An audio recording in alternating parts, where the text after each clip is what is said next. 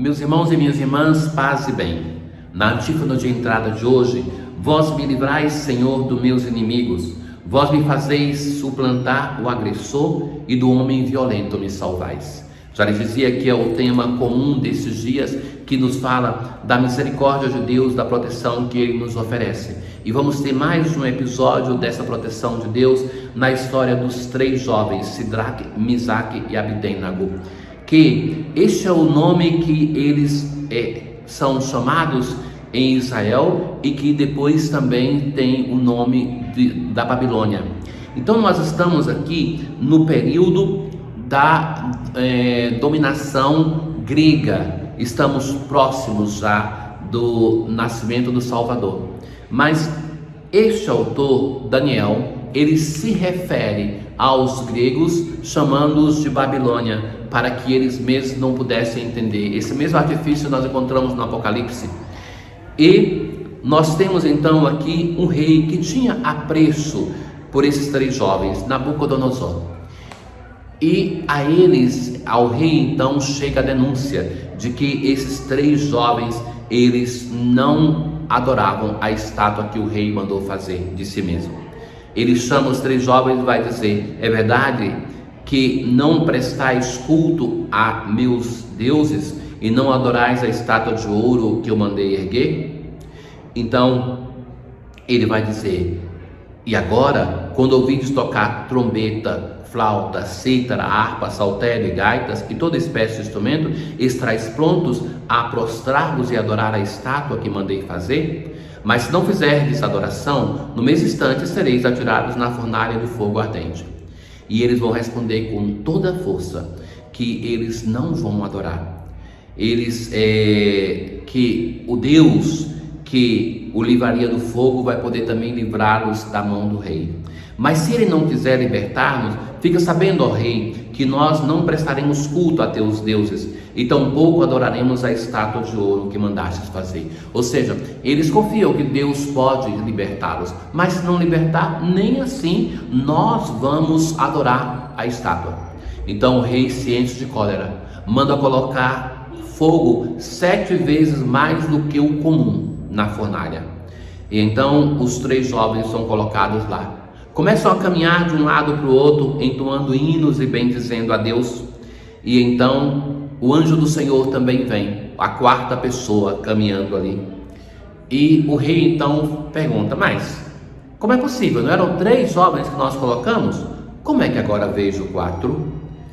E então o rei exclama: bendito seja o Deus de Sidraque, Misaque e Abidênago, que enviou o seu anjo e libertou os seus servos, que puseram nele sua confiança e transgrediram o decreto do rei, preferindo entregar suas vidas a servir e adorar qualquer outro Deus que não fosse o seu Deus. Veja que interessante, que o próprio rei bendize a Deus porque ele foi desobedecido. E hoje, no Salmo responsorial, nós vamos rezar justamente aquele hino dos 3 jovens da fornalha ardente. Seja bendito, Senhor Deus de nossos pais, a vós louvor, honra e glória eternamente. Então, essa expressão do seja bendito, quem é que pode bendizer Deus à altura do louvor que ele merece? Somente Deus. É Deus que bendize a Deus por causa daquilo que ele está operando na vida desses 3 jovens. Seja bendito o nome santo e glorioso, no templo santo onde refugia a vossa glória, no vosso trono. Seja bendito que sondais as profundezas e superior aos querubins vos assentais.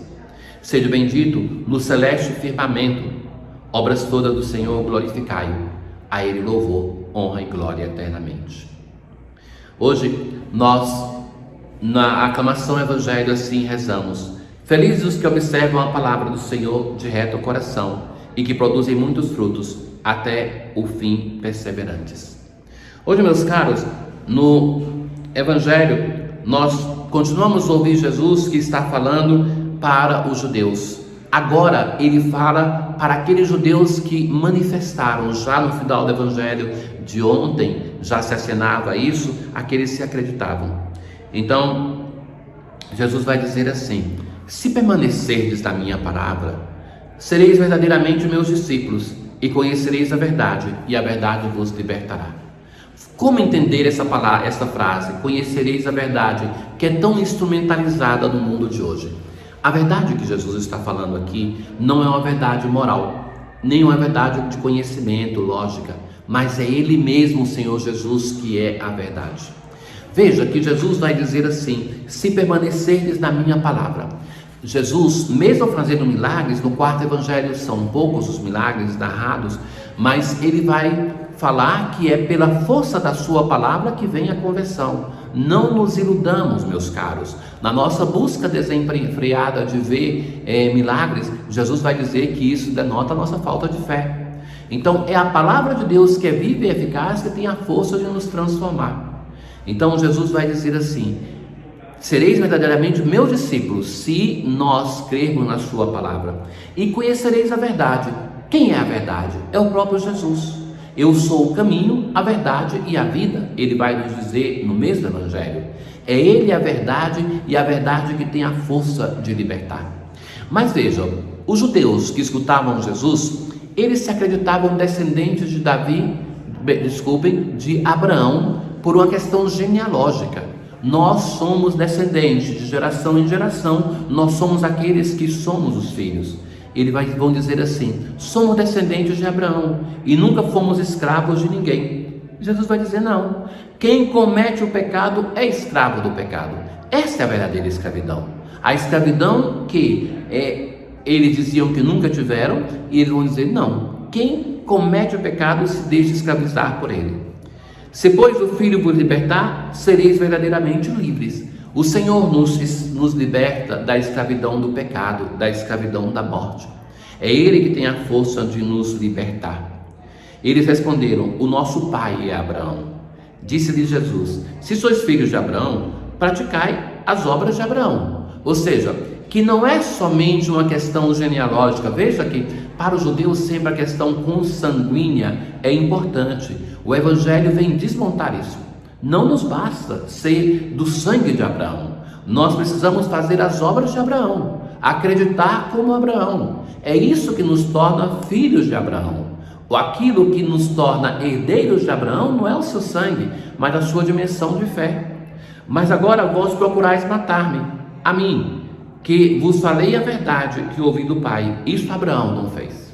Então, aquilo que Abraão acreditou, e Abraão acreditou, é modelo de fé para nós, porque ele acredita de um modo absurdo, não tinha nenhuma segurança humana, e ele acredita. Então, este modo de acreditar de Abraão deve ser modelo para nós. E assim, então, ele vai dizer: os filhos de Abraão acreditam como Abraão acreditou. Porque era mais difícil para Abraão acreditar que ele ia ser pai de uma numerosa nação, quando eram já anciãos e estéreis, do que acreditar que Jesus é o Messias, já que era uma promessa de Deus de enviar o seu Messias. E mesmo assim eles não acreditam. E Jesus continua: vós fazeis as obras do vosso pai. Disseram-lhe então: nós não nascemos do adultério, temos um só pai, Deus. Respondeu-lhe Jesus: se Deus fosse vosso pai, depois de dizer já que Abraão não é, vós certamente me amaríeis, porque de Deus é que eu saí e vim. Não vim por mim mesmo, mas foi Ele que me enviou. Então, para aqueles que já acreditavam em Deus, era necessário um passo de acreditar que Jesus é o Filho de Deus, é o Messias. Vejam, meus caros, que entre os primeiros cristãos, a maior parte não eram provenientes do povo de Israel, eram os pagãos. Isso foi bom para nós, para o cristianismo, porque assim o cristianismo se expandiu e se apercebeu que não era uma religião somente para os filhos de Israel, mas para todos os povos da terra. Somos felizes porque Deus vai encaminhando a nossa história de salvação dos modos que a humanidade muitas vezes não consegue compreender. Hoje, na oração, nós assim rezamos: ó Deus de misericórdia, iluminai nossos corações purificados pela penitência. Então, desde o início, a liturgia nos fala sempre da penitência para purificar o nosso coração, a nossa vida. E ouvi com paternal bondade aqueles a quem dais o afeto filial. Veja que bela essa oração.